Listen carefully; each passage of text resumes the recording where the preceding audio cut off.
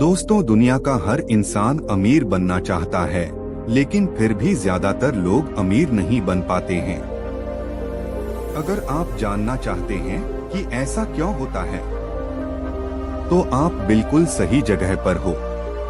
पैसों के बारे में अमीर लोग अपने बच्चों को ऐसा क्या सिखाते हैं जो गरीब और मध्यम वर्ग के माता पिता नहीं सिखाते। पैसा किस तरह से कमाया जाए और किस तरह से खर्च किया जाए, ये हमें किसी भी स्कूल या कॉलेज में नहीं पढ़ाया जाता है।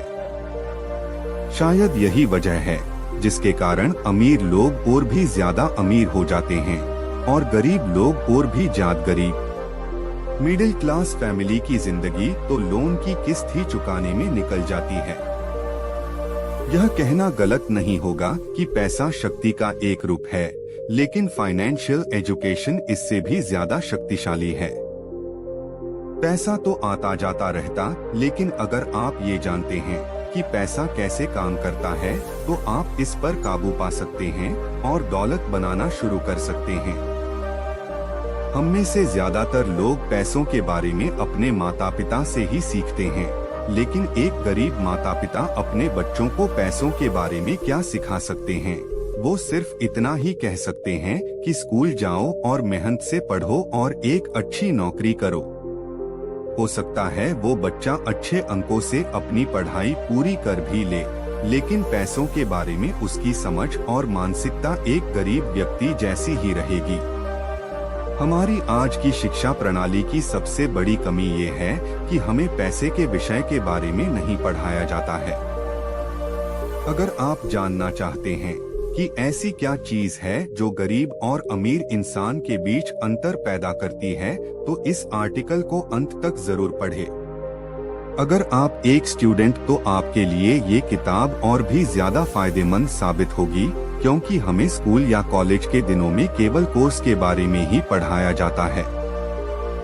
मैं आपको विश्वास दिलाता हूँ कि ये किताब पैसों को लेकर आपका नजरिया बदल देगी। Rich dad poor dad book अमीरी का शॉर्टकट नहीं बताती, बल्कि यह सिखाती है कि आप पैसे की समझ को कैसे विकसित करें और किस तरह अमीर बने। इस किताब में लेखक रॉबर्ट कियोसाकी अपने रिच डैड और पुअर डैड के बारे में बताते हैं। आप सोच रहे होंगे कि एक ही आदमी के दो पिता कैसे हो सकते हैं। दरअसल रॉबर्ट अपने खुद के पिता को पुअर डैड कहते थे और अपने मित्र माइक के पिता को रिच डैड कहते थे।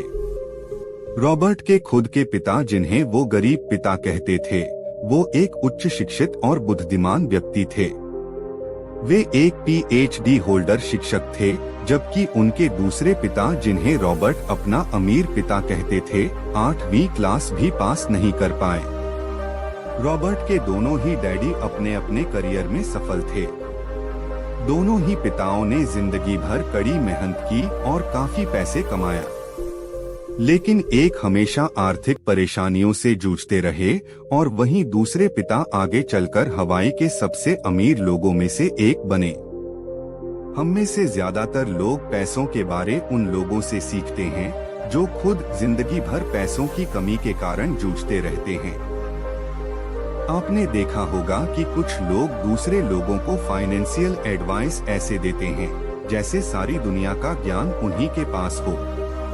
आप जरा सोच कर देखिए, अगर आप दो लोगों से सलाह मांगते हैं, जिनमें से पहला 1 लाख रुपए प्रति महीना और दूसरा 10 लाख प्रति महीना कमाता है, तो इनमें से किसकी सलाह आपके लिए ज्यादा कारगर साबित होगी?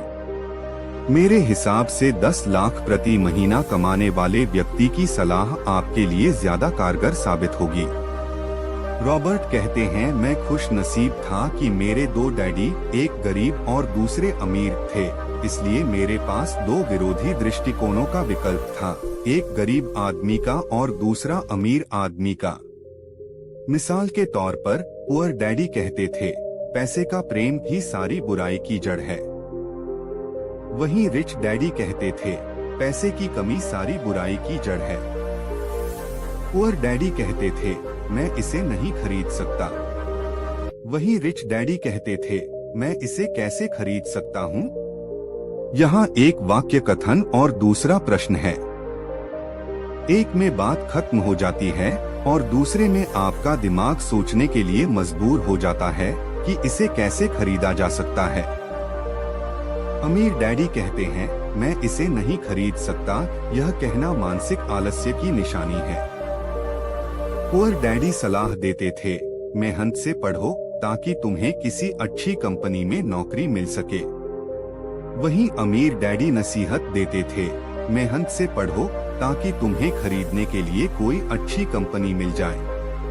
पुअर डैडी कहते थे, मैं इसलिए अमीर नहीं हूँ क्योंकि मुझे बाल बच्चों को पालना पड़ता है।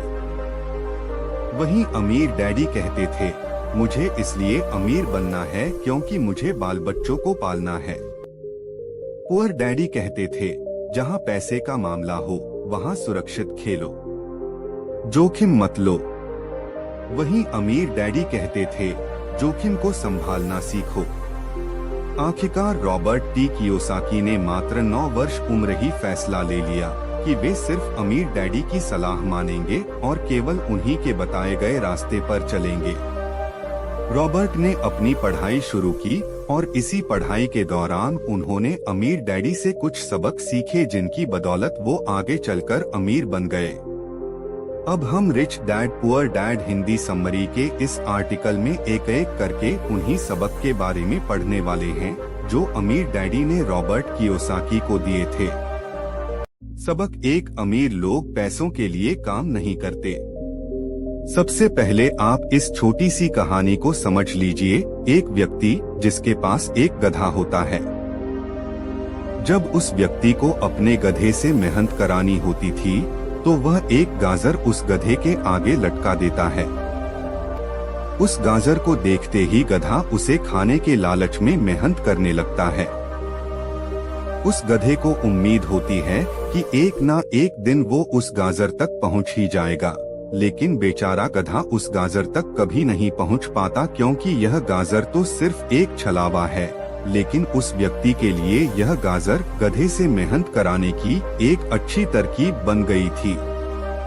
ज्यादातर लोग उसी गधे की तरह ही होते हैं जो इस उम्मीद में मेहनत पर मेहनत किए चले जाते हैं कि एक दिन वो अमीर बन जाएंगे, लेकिन पैसा उनके लिए केवल एक सपना बनकर ही रह जाता है। वो कभी भी अमीर नहीं बन पाते।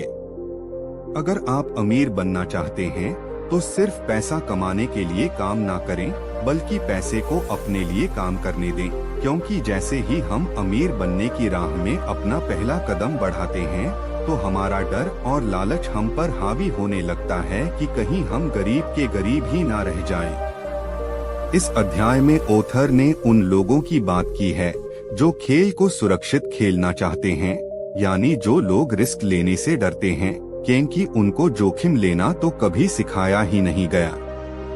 ऐसे लोगों के दिमाग में कुछ चीजों को लेकर हमेशा डर बना रहता है, जैसे लोन की किस्त ना चुका पाने का डर, नौकरी छूटने का डर, पर्याप्त पैसे ना होने का डर और दोबारा नए सिरे से शुरुआत करने का डर आदि। इन्हीं डर की वजह से ज्यादातर लोग नौकरी करते हैं।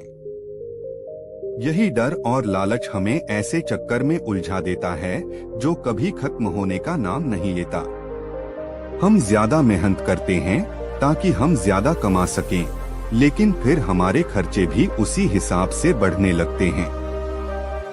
इसी को अमीर डैड रैट रेस, चूहा दौड़ कहते हैं, जो कि एक ट्रैप है।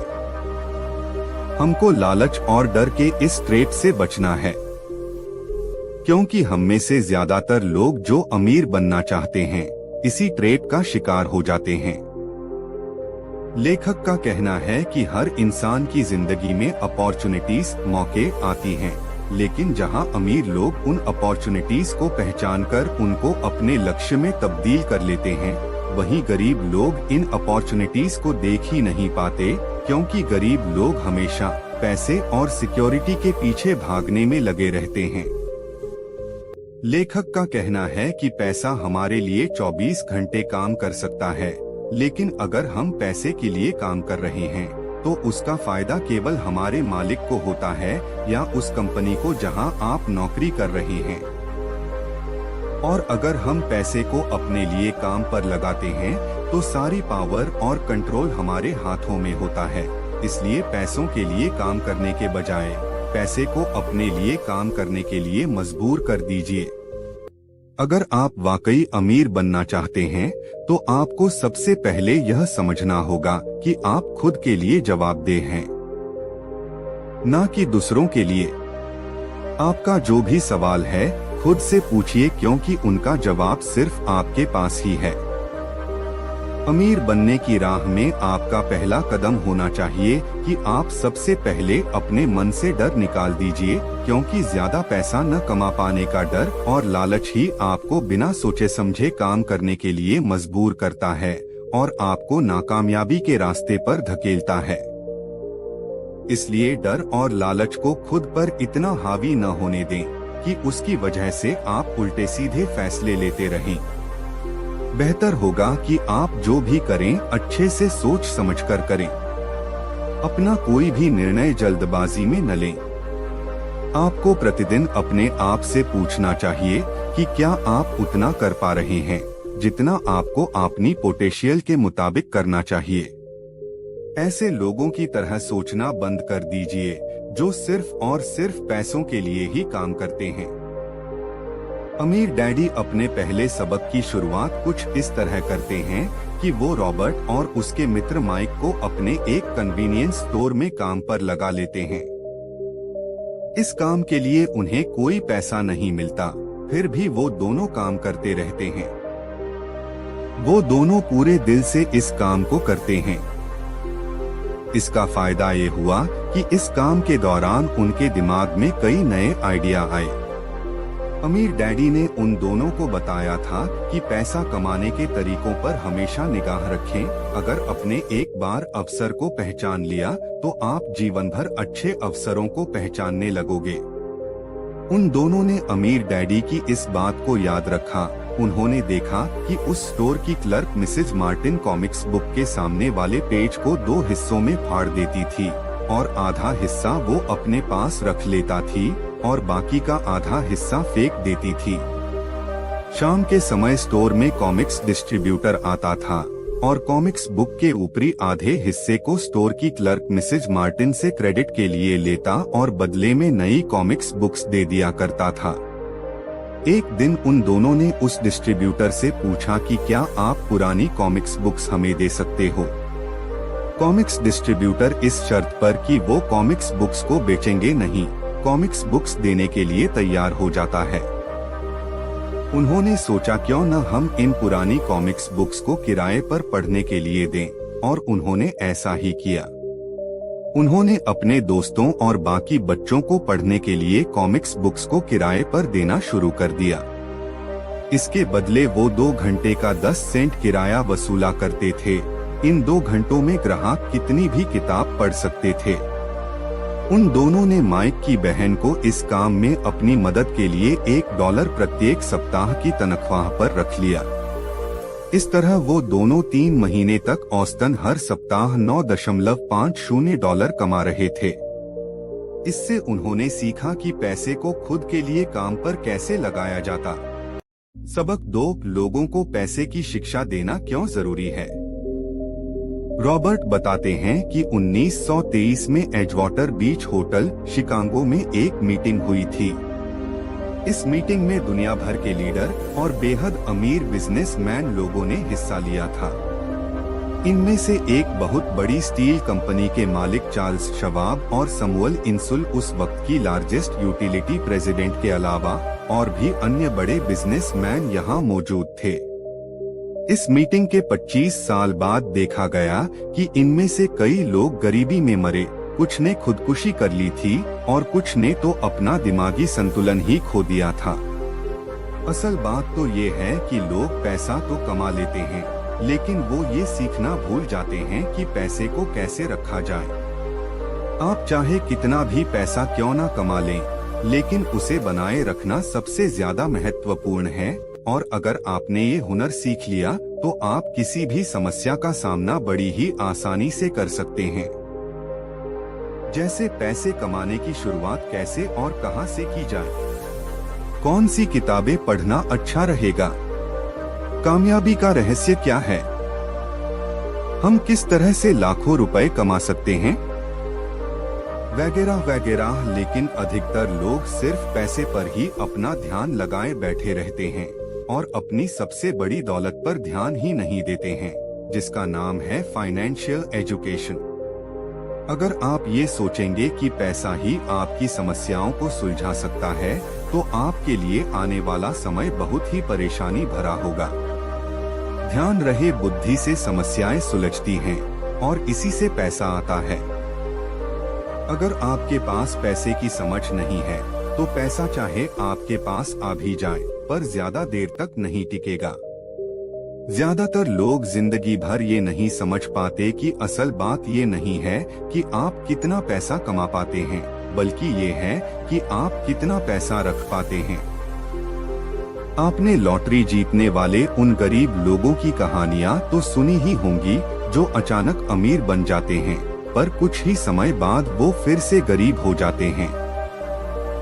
ये लोग लाखों करोड़ों रुपए जीतते हैं, फिर भी वहीं आ जाते हैं जहां से उन्होंने शुरू किया था। इसके अलावा आपने ऐसे खिलाड़ियों और फिल्म स्टारों की कहानियां भी सुनी होंगी जो अपनी जवानी के दिनों में करोड़पति होते, लेकिन बुढ़ापे की दिनों में भीख मांगने तक के लिए मजबूर हो जाते हैं। इसका कारण है पैसे की समझ न होना। ये महत्वपूर्ण नहीं है कि आपने कितना पैसा कमाया, बल्कि महत्वपूर्ण ये है कि आपने कितना पैसा बचाया और आपने कितनी पीढ़ियों तक उस पैसे को संभाल कर रखा। ये बात अच्छी तरह समझ लें कि अगर आप अमीर बनना चाहते हैं, तो आपके पास पैसे की अच्छी समझ होनी ही चाहिए। चलिए इस उदाहरण से समझते हैं। अगर हमें कोई घर बनाना है, तो हमें 6 फीट की नींव खोदनी होगी। वहीं अगर हमें बहुमंजिला इमारत बनानी है, तो हमको सबसे पहले एक गहरा गड्ढा खोदना पड़ेगा और एक मजबूत नींव डालनी होगी। ज्यादातर लोग अमीर बनने के चक्कर में 6 फीट की नींव पर ही बहुमंजिला इमारत बनाना चाहते हैं।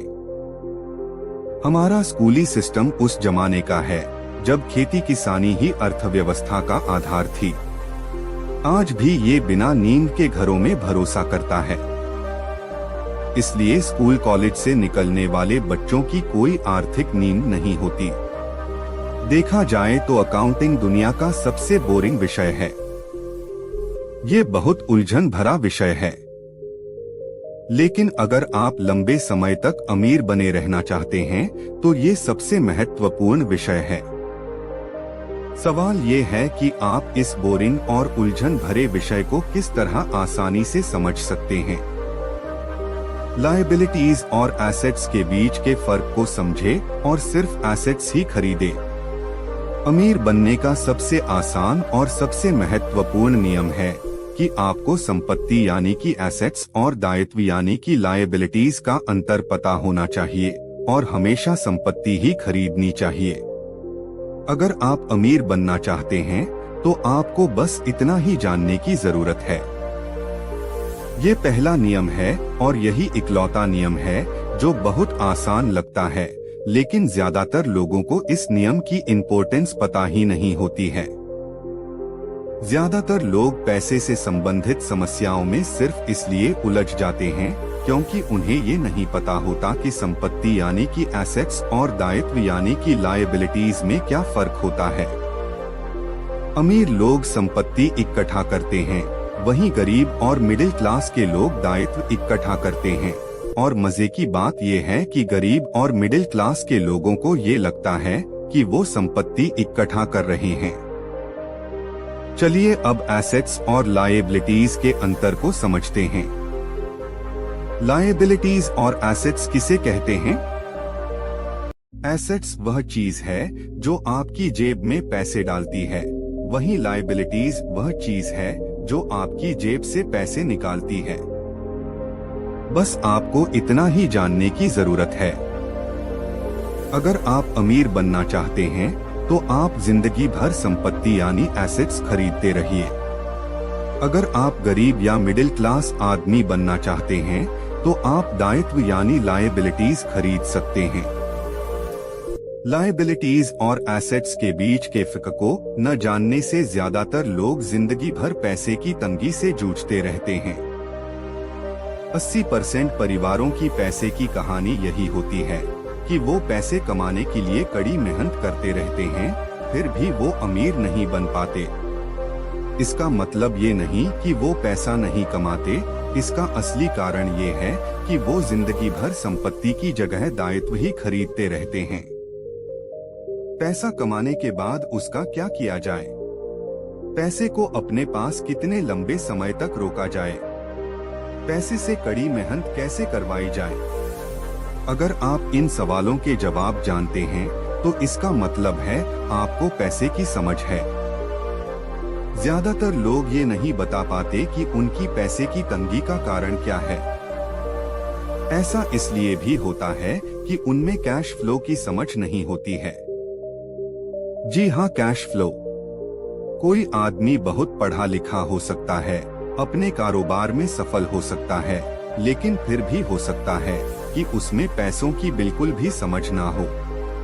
ऐसे लोग अक्सर जरूरत से ज्यादा कड़ी मेहनत करते हैं, क्योंकि उन्होंने कड़ी मेहनत करना तो सीखा है, लेकिन पैसे से अपने लिए कड़ी मेहनत करवाना नहीं सीखा।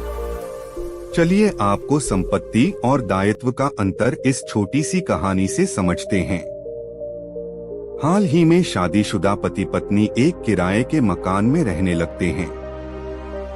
उन्हें ऐसा लगता है कि वो पैसा बचा रहे हैं, क्योंकि दो लोगों के साथ साथ रहने का खर्च भी लगभग उतना ही होता है जितना कि अकेले आदमी का।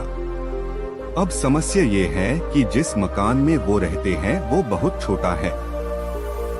वो दोनों अपने सपनों का घर खरीदने के लिए पैसा बचाने लगते हैं ताकि वो बच्चे पैदा कर सकें। अब उनके पास 2 तनख्वाह होती हैं और वो अपने करियर पर ज्यादा ध्यान देने लगते हैं। उनकी आमदनी बढ़ने लगती है। उनकी आमदनी बढ़ने के कारण वो फैसला लेते हैं कि अब वो किराए के मकान में नहीं रहेंगे बल्कि अपने सपनों का घर खरीद लेंगे। और वो दोनों एक नया घर खरीद लेते हैं। घर खरीदने के बाद उन पर एक नए टैक्स का बोझ आ जाता है, जिसे प्रॉपर्टी टैक्स कहते हैं। फिर वो दोनों एक नई कार खरीदते हैं, नया फर्नीचर और नया सामान खरीदते हैं ताकि उनका घर आलीशान लगे।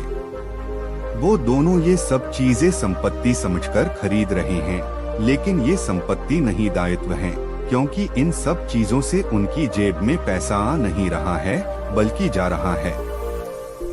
अचानक वो अपने सपने से जागते हैं और देखते हैं कि उनके दायित्व का कॉलम बढ़ गया है और वो कर्ज में हैं और उन्हें कार लोन व क्रेडिट कार्ड लोन की किस्त भी चुकानी है। अब वो भी चूहा दौड़ में फंस चुके हैं। एक बच्चा पैदा हो जाता है, तभी उनके पास किसी और बैंक का एक क्रेडिट कार्ड आ जाता है। वो उसका इस्तेमाल करते हैं।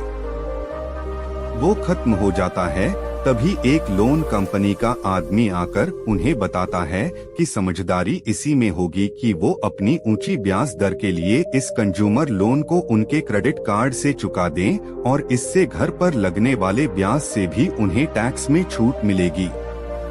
दोस्तों, वो ऐसा ही करते हैं और ज्यादा ब्याज दर वाले क्रेडिट कार्ड का भुगतान कर देते हैं। इसके बाद वो राहत भरी सांस लेते हैं। उन्होंने क्रेडिट कार्ड का हिसाब साफ कर दिया है।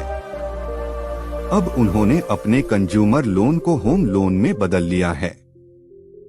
उनको अपनी पैसिव इनकम देनी है, क्योंकि उन्हें अपनी होम लोन की किस्त 30 सालों में चुकानी है। इस समस्या से निपटने का यही स्मार्ट तरीका उन्हें लगता है।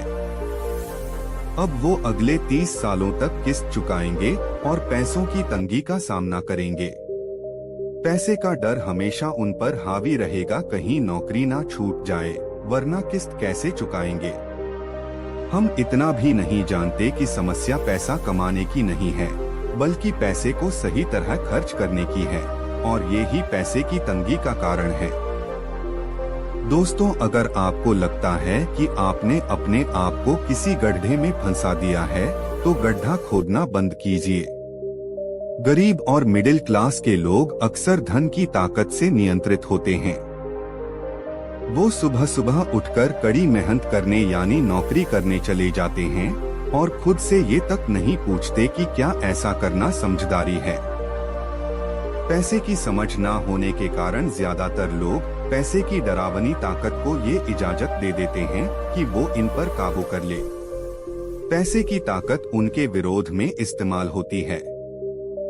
क्या हम खुद से ये सवाल पूछ सकते हैं कि क्या इसमें समझदारी है? हम लोग अंदरूनी समझदारी पर भरोसा करने के बजाय भीड़ के साथ साथ चलने लगते हैं। अक्सर नासमझी के कारण हम वही दोहराते हैं जो हमें सिखाया गया है। भीड़ के साथ चलने और पड़ोसियों के ऐशो आराम की नकल करने के कारण पैसों की बहुत सी समस्याएं पैदा होती है। अमीर बनने का सबसे महत्वपूर्ण नियम ये है कि एसेट्स और लायबिलिटीज के बीच के अंतर को पहचाना जाए और हमेशा पैसा देने वाले एसेट्स खरीदने की कोशिश की जाए। इसी के साथ अपने लायबिलिटीज और खर्च को भी कम करने की कोशिश करते रहें।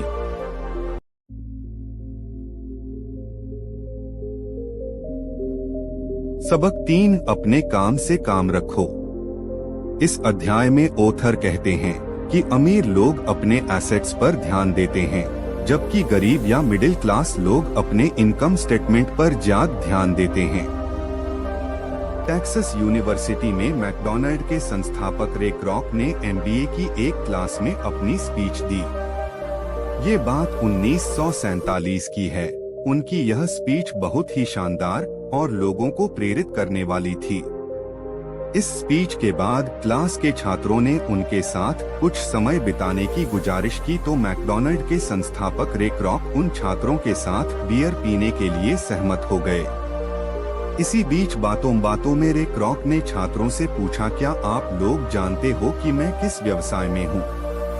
इस सवाल के बाद पहले तो छात्र हंसने लगे, फिर उनमें से किसी एक ने हिम्मत जुटाते हुए जवाब दिया कि जाहिर है आप हैमबर्गर बेचने के व्यवसाय में हैं।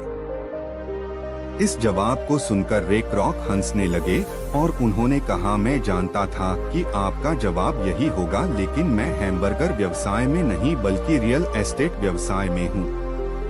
मैकडॉनल्ड की सफलता में फ्रेंचाइजी की जमीन और उसकी लोकेशन की अहम भूमिका है।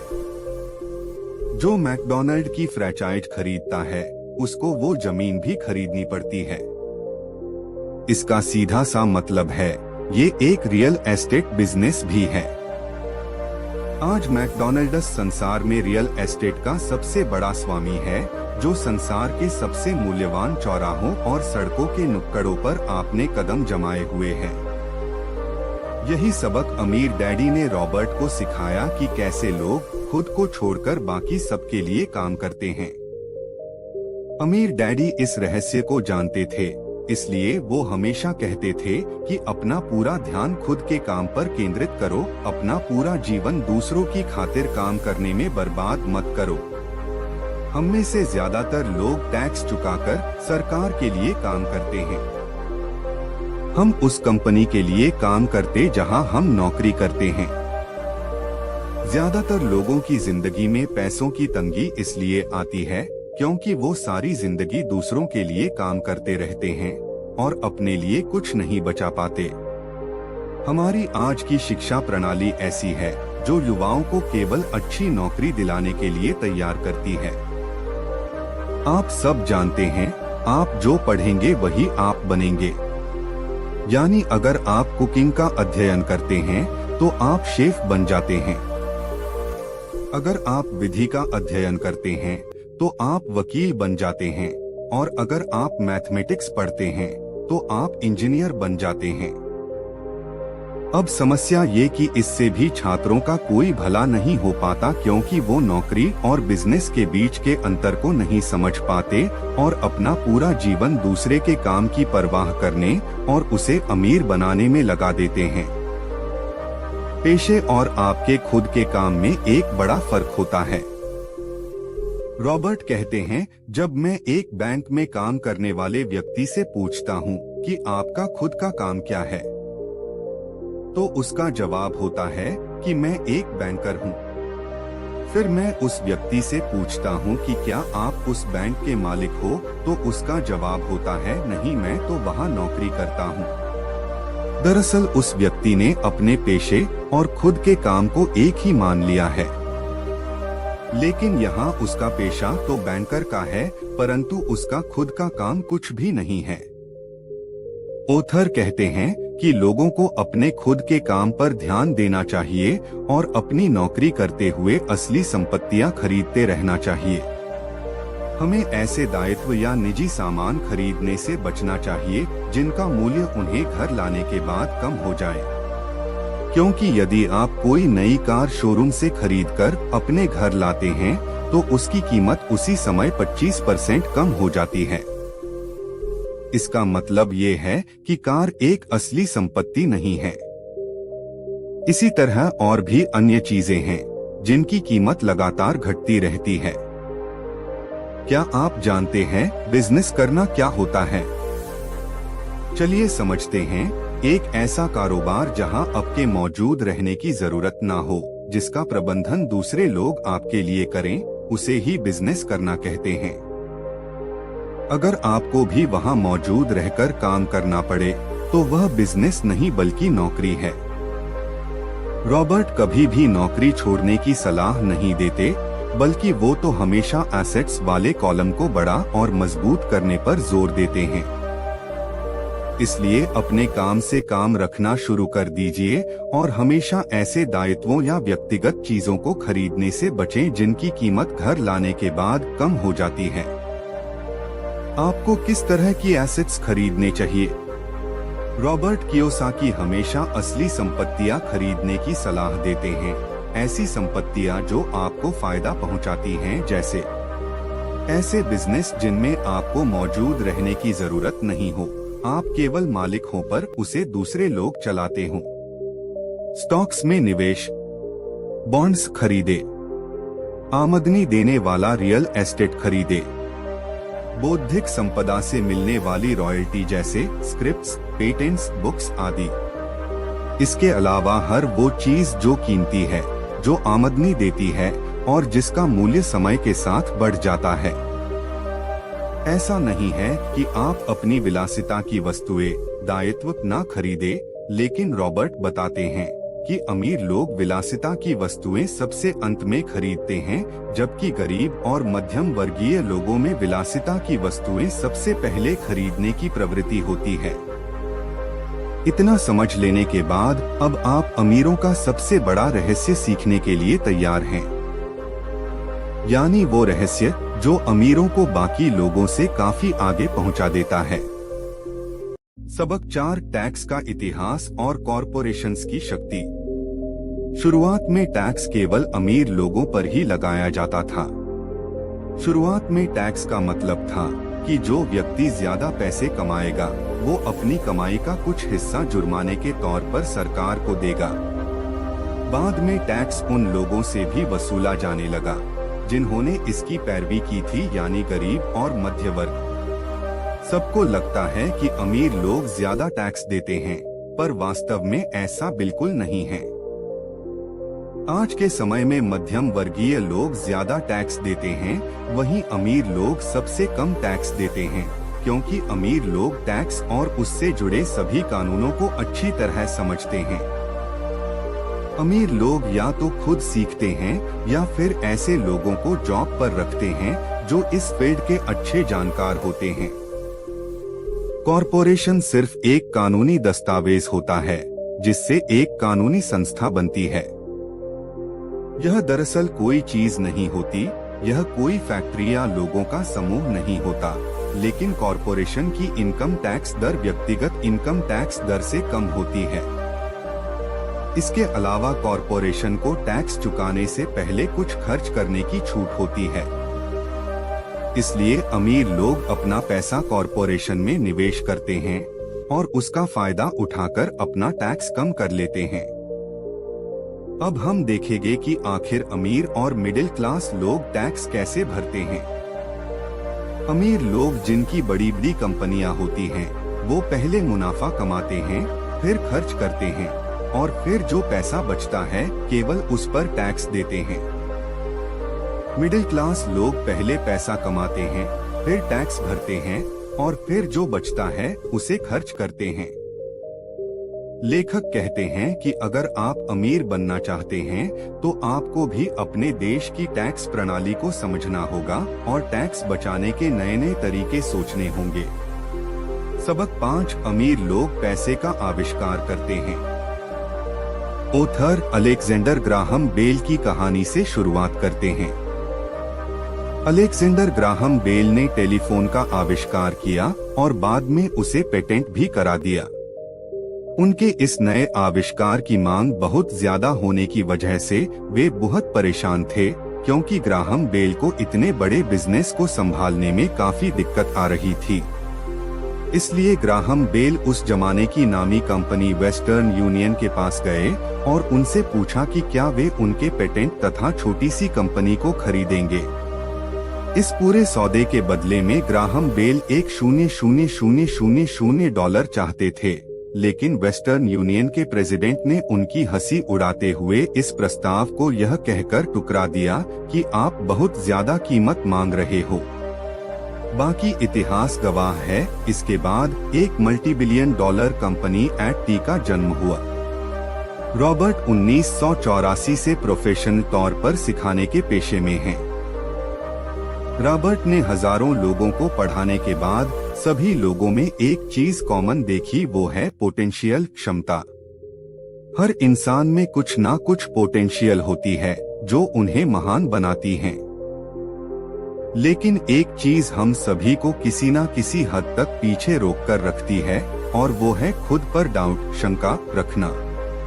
आप में से ज्यादातर लोग जानते होंगे कि एक बार स्कूल कॉलेज से निकलने के बाद डिग्रियां या अच्छे ग्रेड ज्यादा महत्वपूर्ण नहीं रह जाते हैं। असल जिंदगी में ग्रेड काफी नहीं होते, क्योंकि संसार में चतुर नहीं, साहसी लोग आगे बढ़ते हैं। रॉबर्ट कहते हैं कि वित्तीय प्रतिभा के लिए तकनीकी ज्ञान और साहस दोनों की जरूरत होती है। ज्यादातर लोग पैसों के मामले में कोई जोखिम नहीं लेना चाहते, लेकिन अगर आपको अमीर बनना है तो आपको रिस्क लेना ही पड़ेगा। अब आपको ही फैसला करना है कि आप क्या बनना चाहते हैं। अगर आप अपना फाइनेंशियल IQ बढ़ाते हैं तो आप जिंदगी में बहुत कुछ हासिल कर सकते हैं, और अगर आप ऐसा नहीं करते हैं तो आगे आने वाला समय आपके लिए और भी ज्यादा डरावना होगा। रॉबर्ट कहते हैं कि आज के समय में भी मैंने बहुत सारे लोगों को संघर्ष व कड़ी मेहनत करते हुए देखा, क्योंकि वो आज भी पुराने विचारों से जकड़े हुए हैं। वो अपनी नौकरी छूटने, अपना मकान गंवाने के लिए तकनीक, अर्थव्यवस्था या अपने बॉस को दोष देते रहते हैं। उन्हें ये पता ही नहीं होता कि इन समस्याओं का कारण वो खुद ही हैं। रॉबर्ट ने एक गेम बनाया जिसे वो कैश फ्लो कहते हैं। ये गेम लोगों को सिखाता है कि पैसा कैसे काम करता है, निवेश कैसे करना चाहिए, अमीर बनने का सही रास्ता क्या है। रॉबर्ट ने ये सारी बातें इस गेम के माध्यम से समझाने की कोशिश की है। एक दिन एक महिला रॉबर्ट के पास आई। इस महिला ने सीखने का एक मूल्यवान अवसर खो दिया था। शुरुआती दौर में गेम खेलने के दौरान उसे एक बोट कार्ड मिला, जिसका मतलब ये था कि उसने एक नाव जीती है। वो महिला बहुत खुश हुई, लेकिन जब उसे पता चला कि इस नाव को लेने लिए उसे एक बड़ी रकम टैक्स के रूप में भरनी होगी तो वह बहुत उदास हो गई। वो बोट उस महिला लिए एसेट नहीं बल्कि लायबिलिटी बन गई थी। उस महिला को लगने लगा कि ऐसे तो ये बोट उसकी जान ही ले लेगी। उसे ये खेल समझ नहीं आया और उसने रिफंड की मांग की। वह पैसे वापस लेकर चली गई, लेकिन बाद में उसने फोन करके बताया कि अब उसे ये गेम समझ में आने लगा है। वो उस गेम से अपने जीवन को जोड़कर देख पा रही थी। ज्यादातर लोग ऐसा ही करते हैं, जो बात हमारी समझ से परे होती है, अक्सर हम उस बात पर गुस्सा करने लगते हैं। इसलिए आपके लिए बेहतर होगा कि आपको चीजों को समझना चाहिए। कैश फ्लो खेलने वाले कई लोग ऐसे भी होते हैं जो इस खेल में काफी सारा पैसा कमा लेते हैं, लेकिन उन्हें ये पता नहीं होता कि उस पैसे का क्या करें। असल जिंदगी में भी ऐसा ही होता है। कुछ लोगों के पास पैसा तो बहुत होता है, लेकिन वे वित्तीय दृष्टि से कमजोर होते हैं। उनकी पुरानी सोच उन्हें आगे बढ़ने नहीं देती और वो सिर्फ सही मौके की तलाश में बैठे बैठे अपनी जिंदगी गंवा देते हैं।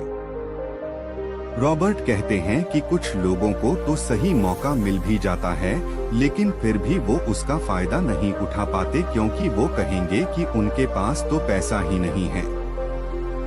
अब कुछ लोग ऐसे भी होते हैं जिनके पास पैसा भी होता है और मौका भी, लेकिन ये यह नहीं समझ पाते कि ये एक अपॉर्चुनिटी है। वित्तीय बुद्धि का मतलब है ज्यादा विकल्प सोचना। अगर आपके पास मौके नहीं आ रहे हैं, तो आप अपनी वित्तीय स्थिति को बेहतर करने के लिए क्या कर सकते हैं?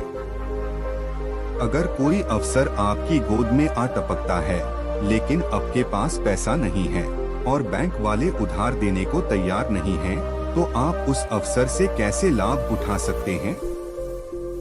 ये सब बातें आपकी फाइनेंशियल इंटेलिजेंस पर निर्भर करती हैं। ज्यादातर लोग इन सब बातों का सिर्फ एक ही समाधान जानते हैं कि कड़ी मेहनत करके खूब पैसा कमाया जाए और कर्ज लिया जाए। अगर आप ऐसे इंसान बनना चाहते हैं जो अपनी किस्मत खुद बनाता है, तो मौके के इंतजार में बैठे ना रहें, बल्कि आपको सीखना होगा कि अपने लिए मौका कैसे पैदा किया जाए। अगर आप सही परिस्थितियों के आने का इंतजार करते रहेंगे, तो शायद आपको बहुत लंबे समय तक इंतजार करना पड़ेगा। अमीर लोग जानते हैं कि पैसा वास्तविक नहीं है। हमारा दिमाग ही सबसे शक्तिशाली संपत्ति है। आपको फाइनेंशियल इंटेलिजेंस के बारे में जानना होगा। रॉबर्ट पैसे बनाने का एक सरल उदाहरण देते हैं। वो बताते हैं कि 1990 के दशक की शुरुआत में फीनिक्स और एरिज़ोना की आर्थिक स्थिति बहुत खराब थी। वहाँ के लोगों को हर महीने $100 बचाने की सलाह दी जा रही थी। हर महीने एक निश्चित धन राशि बचाने का यह विचार काफी दमदार था। लेकिन ऐसे पैसे का क्या फायदा? इससे बेहतर तो ये होगा कि आप उस पैसे का कुछ हिस्सा निवेश करते रहें, जो आगे चलकर आपको ज्यादा फायदा देगा। फीनिक्स और एरिज़ोना के लोग आर्थिक तंगी झेल रहे थे। लोग अपनी प्रॉपर्टी औने पौने दामों पर बेचने को मजबूर थे। निवेशकों के लिए यह सबसे अच्छा मौका था। रॉबर्ट ने भी $75,000 की कीमत वाला एक मकान सिर्फ $20,000 में ही खरीद लिया। इसके बाद उन्होंने अटॉर्नी के ऑफिस में एक विज्ञापन दिया और उनके पास उनका $75,000 की कीमत वाला यह मकान $60,000 में लेने वाले ग्राहकों की भीड़ लगने लगी।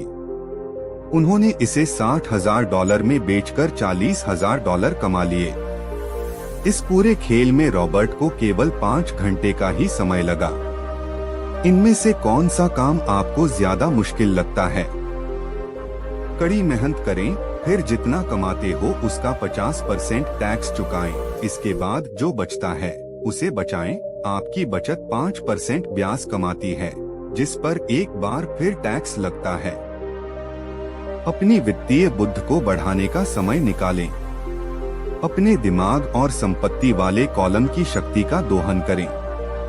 यदि आप पहले वाले विकल्प का चुनाव करते हैं, तो निश्चित रूप से पहले यह पता लगा लें कि $40,000 कमाने में आपको कितना समय लगेगा, क्योंकि समय आपकी सबसे बड़ी संपत्ति में से एक है।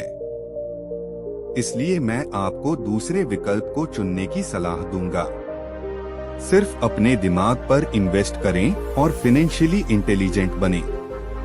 इसलिए अगर आप दूसरे प्रकार के निवेशक बनना चाहते हैं, तो आपको 3 मुख्य योग्यताएं विकसित करने की जरूरत है।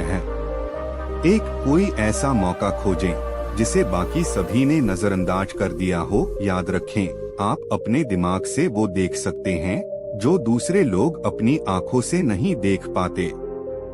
2. पैसा बढ़ाइए। आम आदमी पैसे जुटाने के लिए सिर्फ बैंक तक जाते हैं, लेकिन दूसरे प्रकार के निवेशक को यह पता होना चाहिए कि बैंक जाए बिना पैसों की कितने तरीकों से व्यवस्था की जा सकती है। 3. स्मार्ट लोगों को संगठित कीजिए। बुद्धिमान लोग वे होते हैं जो अपने से ज्यादा बुद्धिमान लोगों के साथ काम करते हैं। जब भी आपको सलाह की जरूरत पड़े तो अपने सलाहकार समझदारी से चुनें। सबक 6, सीखने के लिए काम करें, पैसों के लिए नहीं। रॉबर्ट कियोसाकी बताते हैं कि एक बार सिंगापुर में एक महिला पत्रकार उनका इंटरव्यू ले रही थी। महिला पत्रकार उनसे बोली कि मैं भी आपकी तरह बेस्ट सेलिंग लेखक बनना चाहती थी। रॉबर्ट भी उस महिला पत्रकार के लेख पढ़ चुके थे, जो काफी दमदार और स्पष्ट थे। उसके लेखों में पाठकों को अपना बनाने की क्षमता थी। महिला रिपोर्टर कहती है कि मेरे नॉवल्स लोगों द्वारा काफी पसंद किए जाते हैं, लेकिन फिर भी कुछ नहीं होता है। इसलिए उसने रॉबर्ट से सलाह मांगी कि उसे क्या करना चाहिए। रॉबर्ट ने उससे पूछा, तो ऐसी क्या चीज है जो आपको अपने सपने सच करने से रोक रही है? इस सवाल के जवाब में उस महिला रिपोर्टर ने जवाब दिया कि मेरी मेहनत रंग नहीं ला रही है। इस पर रॉबर्ट ने उस महिला रिपोर्टर को सेल्स ट्रेनिंग का कोर्स करने की सलाह दी। इस बात पर वो महिला नाराज होकर कहने लगी, मैं एक पेशेवर लेखिका हूँ, मेरे पास इंग्लिश लिटरेचर में मास्टर डिग्री है, भला मुझे बिक्री सीखने की क्या जरूरत है? रॉबर्ट कहते हैं कि ये दुनिया स्मार्ट, शिक्षित और प्रतिभाशाली लोगों से भरी पड़ी है। हम ऐसे लोगों से रोज मिलते हैं, ऐसे लोग हमारे आसपास ही होते हैं। लेकिन पॉइंट की बात यह है कि पैसा कमाने के लिए केवल आपका टैलेंट ही काफी नहीं है, क्योंकि उस टैलेंट को कैसे भुनाया जाए, जब तक आप ये नहीं जानेंगे, तब तक आपका टैलेंट बेकार है। बेचने और मार्केटिंग की योग्यताएं सीखना ज्यादातर लोगों के लिए मुश्किल होता है, खासतौर पर अस्वीकृति के डर के कारण, लेकिन इसे सीखना बहुत जरूरी है। अमीर और गरीब डैडी के बीच एक सबसे बड़ा अंतर ये था कि गरीब डैडी हमेशा नौकरी की चिंता करते थे, क्योंकि एक सेफ नौकरी ही उनके लिए सब कुछ थी। सबक 7, बाधाओं को पार करना। रॉबर्ट कहते हैं कि पैसे की समझ होने के बाद भी आर्थिक आजादी हासिल करने की राह में कई बाधाएं आपके सामने आ सकती हैं। ऐसे 5 मुख्य कारण हैं जिनकी वजह से पैसे की समझ रखने वाले लोग भी अपने संपत्ति वाले कॉलम को ज्यादा नहीं बढ़ा पाते। इसलिए इन बाधाओं को पार करना बहुत ही जरूरी है। चलिए एक एक करके इन 5 बाधाओं को समझते हैं। एक, डर को पार करना है। रॉबर्ट कहते हैं कि मुझे आज तक इस दुनिया में ऐसा कोई इंसान नहीं मिला जिसे पैसे का नुकसान अच्छा लगता हो, और ना ही मुझे कोई ऐसा अमीर इंसान मिला जिसने पैसे का नुकसान ना उठाया हो। लेकिन वो कहते हैं कि मैं ऐसे बहुत से गरीब लोगों से मिला हूँ जिन्होंने 1 रुपया भी निवेश में नहीं खोया है, मतलब 1 रुपया भी निवेश नहीं किया है। पैसे गंवाने का डर हर इंसान को होता है, लेकिन असली समस्या डर नहीं है। समस्या तो ये है कि आप इस डर का मुकाबला कैसे करते हैं और पैसे गंवाने के बाद की स्थिति से कैसे निपटते हैं। आप असफलता को कैसे लेते हैं?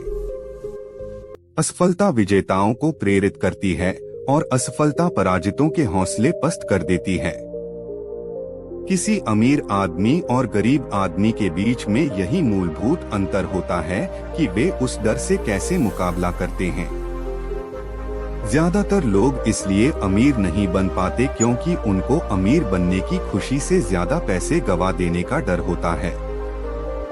अगर आपकी उम्र 25 वर्ष से ज्यादा है और जोखिम उठाने से आपको डर लगता है, तो अपने आप को बदलने की जरूरत है। आप बेशक सुरक्षात्मक तरीके से ही खेलें, लेकिन आपको जल्दी ही शुरुआत कर देनी चाहिए। 2, निराशावाद को पार करना है। आसमान गिर रहा है। आसमान गिर रहा है। हम में से ज्यादातर लोग उस छोटे मुर्गे की कहानी जानते हैं जो विनाश की चेतावनी देता हुआ दौड़ रहा था। हम सभी के मन में शंकाएं होती हैं। हमारी शंकाएं हमें निष्क्रिय बना देती हैं। हम क्या होगा अगर वाला खेल खेलने लगते हैं? क्या होगा अगर इस निवेश में मेरे पैसे डूब गए? क्या होगा अगर सब चीजें मेरी योजना के हिसाब से ना हो? ये शंकाएं हमें इतना डरा देती हैं कि कभी कभी हम काम शुरू ही नहीं कर पाते और अच्छे मौके हमारे सामने से गुजर जाते हैं। हमें इन शंकाओं को नजरअंदाज करके आगे बढ़ना है। 3 आलस्य पर जीत हासिल करना है। व्यस्त लोग अक्सर सबसे ज्यादा आलसी होते हैं। इसका सीधा सा मतलब आप इस छोटी सी कहानी से समझ सकते हैं। एक व्यवसायी होता है जो पैसे कमाने के लिए कड़ी मेहनत करता है। वो ऑफिस में देर तक काम करता है और वीकेंड्स पर भी ऑफिस का काम घर ले आता है। एक रात जब वो घर वापस लौटता है तो उसे घर खाली मिलता है, क्योंकि उसकी पत्नी बच्चों के साथ लेकर घर छोड़कर चली जाती है। वह जानता था कि उसके और उसकी पत्नी के संबंध कमजोर हैं, लेकिन संबंध को मजबूत बनाने की मेहनत करने के बजाय वह ऑफिस में ही व्यस्त बना रहा। परिवार के चले जाने पर वह निराश हो जाता है और अपने काम में भी लापरवाही करने लगता है, जिसके कारण उसकी नौकरी भी चली जाती है। ज्यादा व्यस्त लोग किसी एक चीज में अपना सारा समय देकर बाकी चीजें गवा बैठते हैं। आप अपने आलस्य पर कैसे जीत हासिल कर सकते हैं? इसका जवाब है, थोड़े से लालच से हमेशा अपने आप से सवाल करें, मेरी जिंदगी कैसी होगी अगर मुझे कभी काम ना करना पड़े। इस तरह थोड़े लालच से आप कुछ बेहतर करने कोशिश कर सकते हैं। याद रखें, हर चीज की अति बुरी होती है, इसलिए ज्यादा लालच भी ना करें। 4 बुरी आदतों से बचना है। हमारी आदतें हमारी शिक्षा से ज्यादा महत्वपूर्ण होती हैं। अगर आप किन्हीं 2 व्यक्तियों में तुलना करेंगे तो आप उनकी आदतों में काफी अंतर देखेंगे। रॉबर्ट कहते हैं कि अगर मैं खुद को सबसे पहले पैसे देता हूं, तो मैं वित्तीय, मानसिक और आर्थिक दृष्टि से ज्यादा मजबूत बनता हूं। यानी आपको हर महीने पैसे आने के बाद सबसे पहले अपनी सेविंग्स और इन्वेस्टमेंट के लिए पैसे अलग निकालने हैं। इसके बाद ही अपने बिल्स चुकाने हैं। अगर आपको अमीर बनना है तो आपको यह आदत डालनी ही होगी, चाहे आपके पास पैसे कम ही क्यों न हो। खुद को पहले पे करने की आदत से आपको 2 फायदे होंगे। पहला, समय के साथ साथ आपको संपत्ति वाला कॉलम बढ़ता रहेगा। दूसरा, आप कमाई के अन्य मौकों का भी लाभ उठा सकते हैं। 5 अहंकार को पार करना है। अमीर डैडी अक्सर कहते थे कि जो मैं जानता हूँ उसी की बदौलत मैं पैसे बनाता हूँ, और जो मैं नहीं जानता उसी की वजह से मैं पैसे गवाता हूँ। ज्यादातर लोग अपनी अज्ञानता को छिपाने की कोशिश में अहंकार का इस्तेमाल करते हैं। जरूरी नहीं है कि आपको हर चीज के बारे में जानकारी हो, लेकिन अहंकार करने से अच्छा होगा कि आप उस चीज के बारे में अच्छे से जानकारी कर लें। दोस्तों, इस बुक में हमने सीखा कि हमारे लिए वित्तीय नॉलेज बहुत ही महत्वपूर्ण है, और यह पुस्तक पूरी विधि नॉलेज से जुड़ी हुई है। पूरी पुस्तक को आप इसे कहीं से भी खरीद कर पढ़ सकते हैं, जो हर स्टूडेंट को अपनी लाइफ में एक बार जरूर पढ़नी चाहिए। थैंक यू दोस्तों।